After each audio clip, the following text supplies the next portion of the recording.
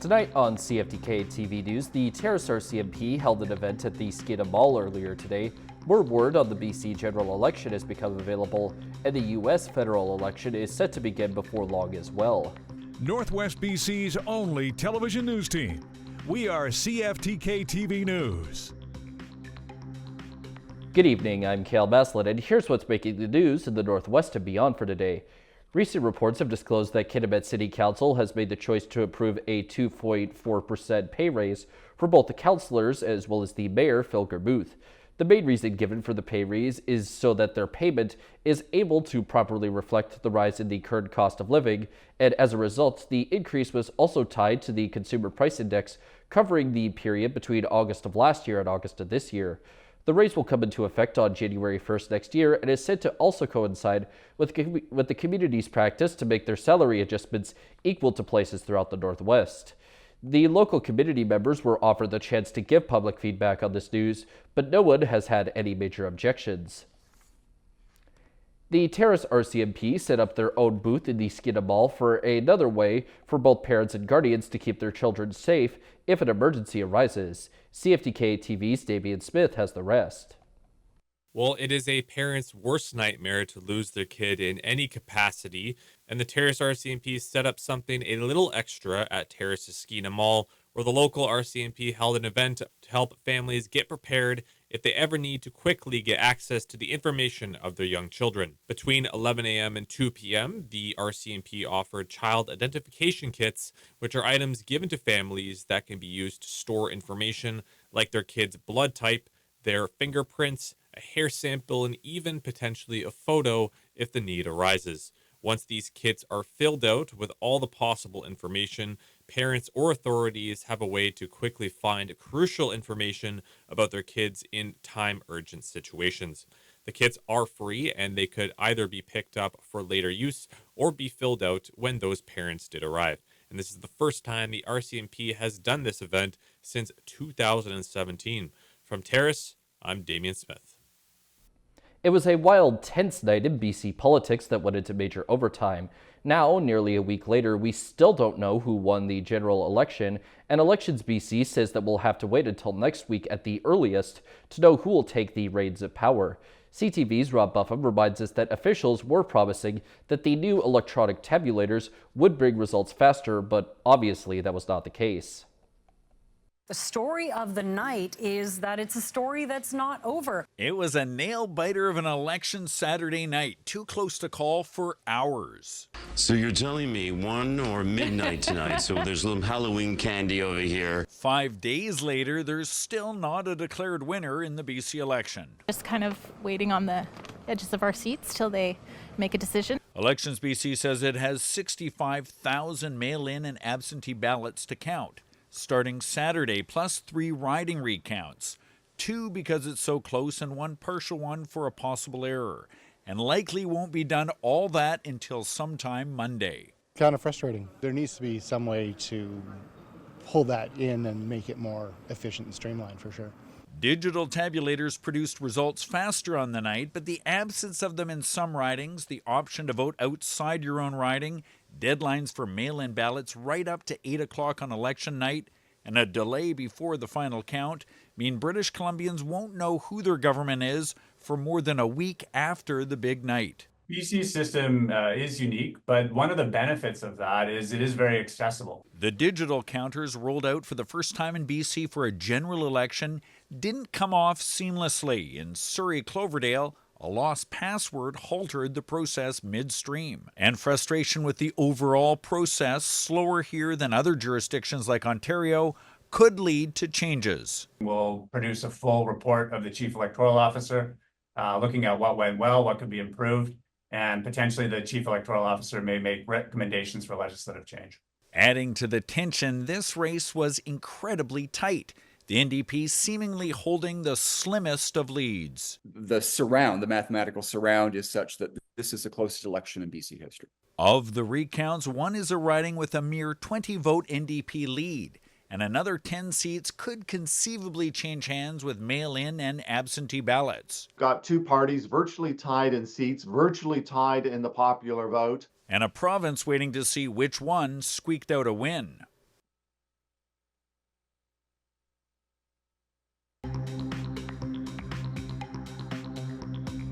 Coming up next, a Coquitlam search mission seems to have become a recovery mission. Welcome back. All eyes are on the Green Party to see if they'll support the New Democrats or the Conservatives, and is there enough common ground for an agreement to keep us from going back to the polls? Sonia Furstenau is being tight-lipped about what the Greens want in return, but there's a big hint in their healthcare platform. CTV's Penny Daflos reports. Seeing a family doctor is still a challenge for many British Columbians. So could resolving that problem also stabilize our provincial government? Nothing's off the table. David Eby isn't talking specifics, but on the campaign trail was very clear he doesn't want one-off walk-in clinics, and his priority is primary care with family doctors. That's something he has in common with the Green Party leader. Our starting position is our platform, and the meaningful conversations will happen after all the votes are counted. Sonia Furstenau's platform includes what she's calling the Dogwood model, team-based primary care involving family doctors and others. In my own practice, I am fortunate to have a nurse and a social worker, mental health consultant, pharmacist that I work alongside, and my patients don't always need to see me. Dr. Jennifer Lush works in a similar setup.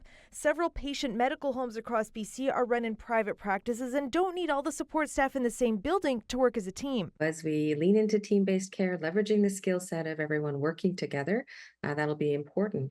The Canadian Institute for Health Information has confirmed government is making progress, even if it may not feel like it. They're seeing an increased net number of physicians and nurses working in the Canadian healthcare system pretty much across jurisdictions, which is really, really promising. The primary care teams are already seeing success, so a Green NDP alliance of some kind on the issue wouldn't require reinventing the wheel, but the BC College of Family Physicians does not want to see the healthcare of British Columbians used as a political bargaining chip.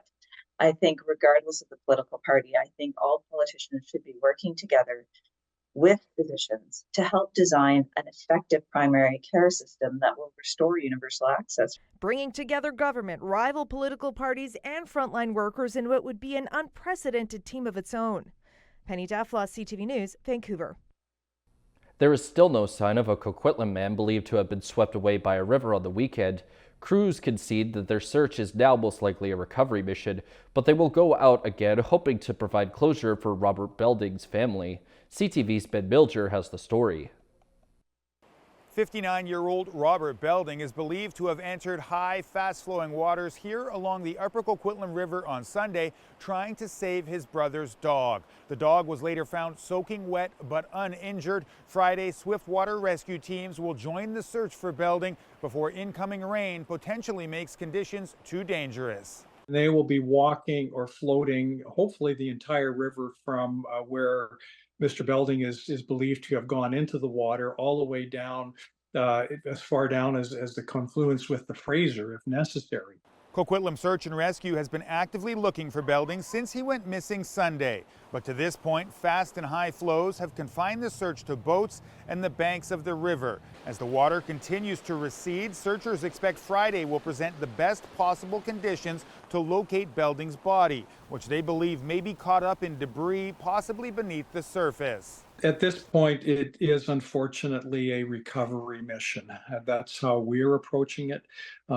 Regardless of that, we want to return Mr. Belding to his family. Coquitlam Search and Rescue volunteers will be joined by swiftwater specialists from SAR teams around the Lower Mainland, along with local firefighters. There is a sense of urgency to cover as much ground as possible because after Friday, the rain returns and it's not clear when there will be another opportunity for volunteers to safely enter the water. Ben Milger, CTV News, Coquitlam. With so much water rushing onto roads in Port Coquitlam, fish were seen swimming through the streets. CTV's Abigail Turner spoke with one man who was desperately trying to save the salmon. This back road in Port Coquitlam looked more like a river on Saturday, and the fish seemed to think so as well. People screaming out, there's a salmon in the water. There's a salmon in the water? Yeah. Right over there in the water was a salmon in just like maybe 6 inches, 9 inches of water, just casually swimming around. The atmospheric river caused some salmon to enter the overflowing streets, and that's when Ahmet Gursis decided he couldn't leave them. I ran over and asked for a bucket, and me and 2 other guys corralled the salmon into the bucket. I picked him up while he was flailing around. He dumped the floundering fish into High Creek, a fish habitat that he hopes wasn't destroyed by the floods. Those fish would be pretty unlikely to be able to find their way back into the actual creek and then go on and spawn. This expert believes the salmon left in the street would have likely died.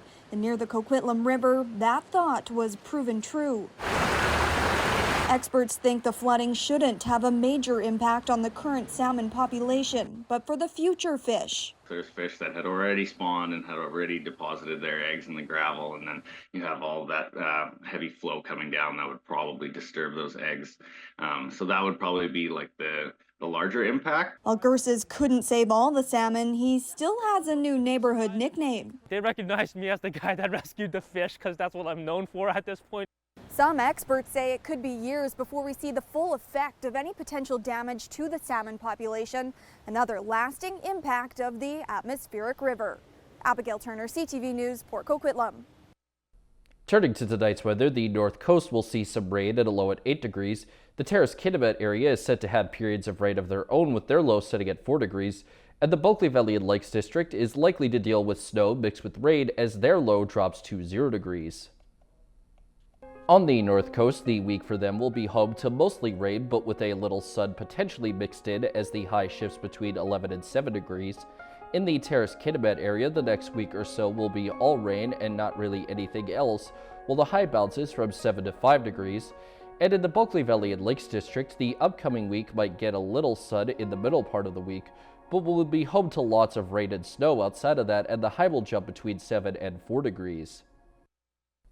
Checking out the highways now, visit Drive BC for the latest and up-to-date conditions, and as always, drive safe out there. On Highway 16, there is bridge maintenance, pavement patching, other maintenance work, utility work, slippery sections, and construction work. Highway 118 has some slippery sections and roadside brushing.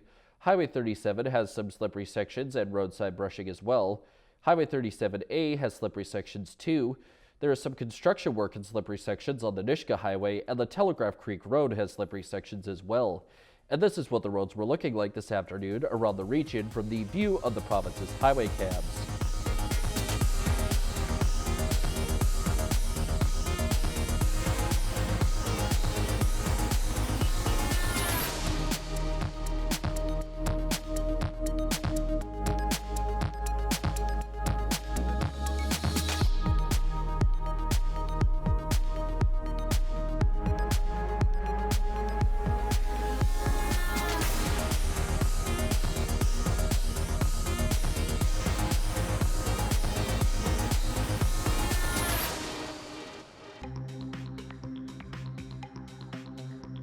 Still to come, Ottawa's immigration changes are set to impact BC as well.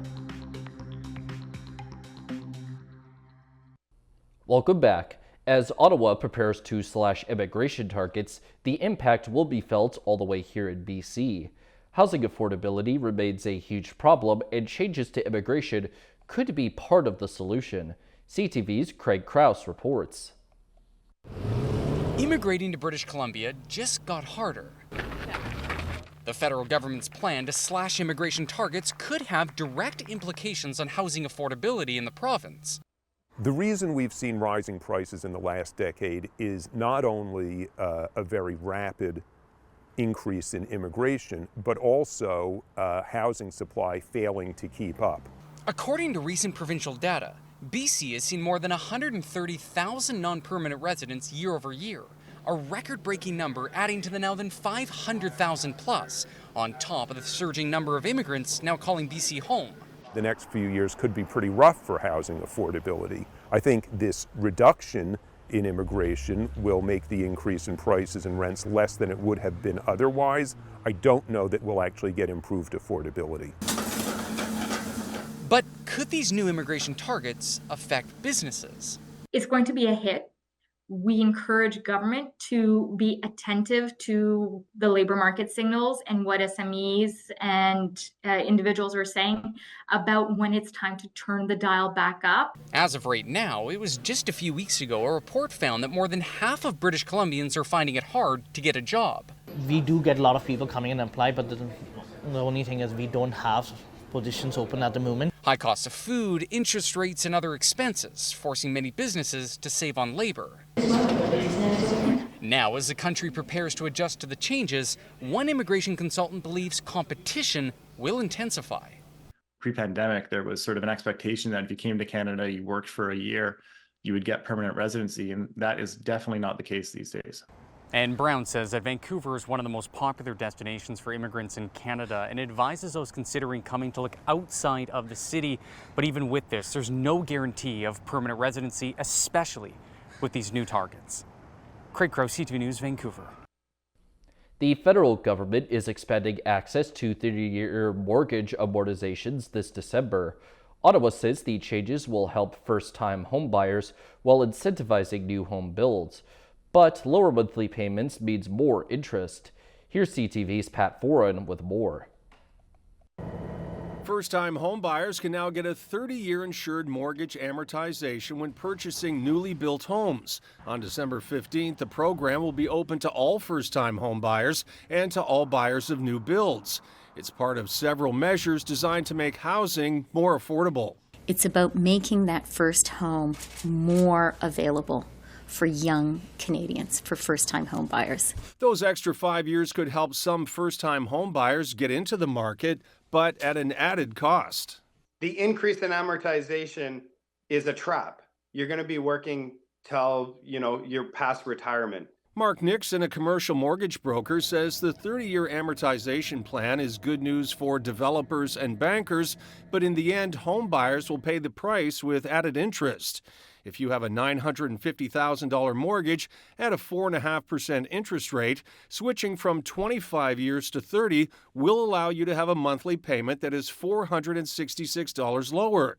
However, taking an extra 5 years to pay off your mortgage will see you pay almost $150,000 more in interest. The banks are going to make a killing. Mortgage broker Ron Butler calls 30-year mortgages unfortunate but necessary. But to even give the slightest chance to young people, you need to give them a 30-year amortization.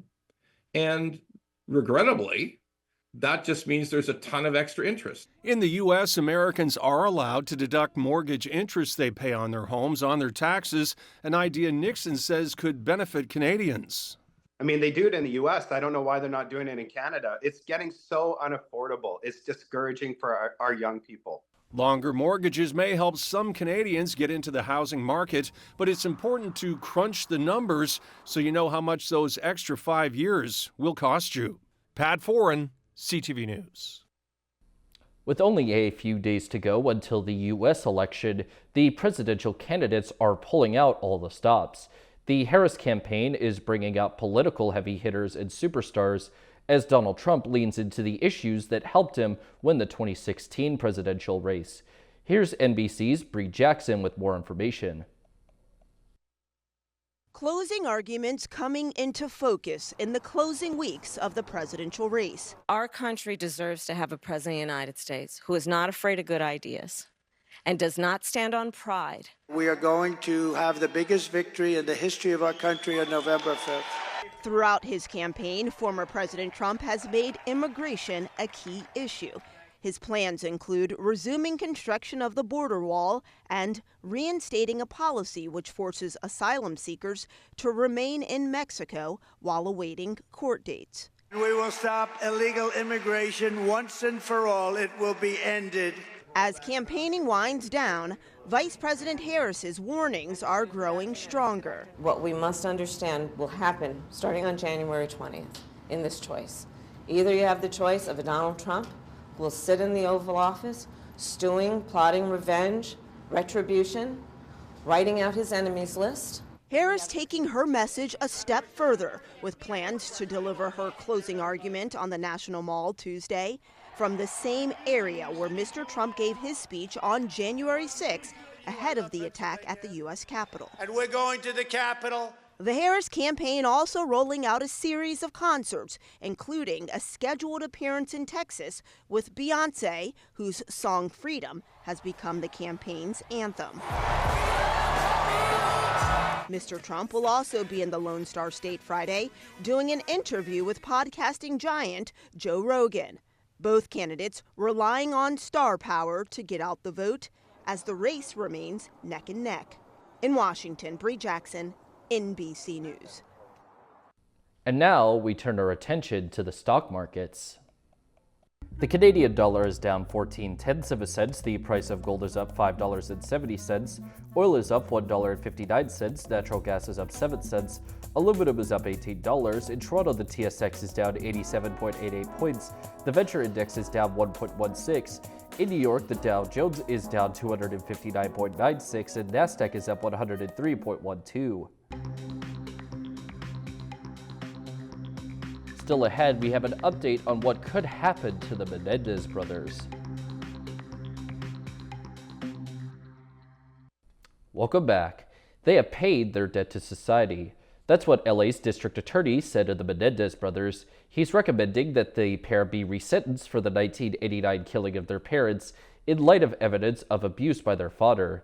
Here's NBC's Laura Jarrett. After serving more than 3 decades behind bars, tonight the Menendez brothers may soon be on the verge of release.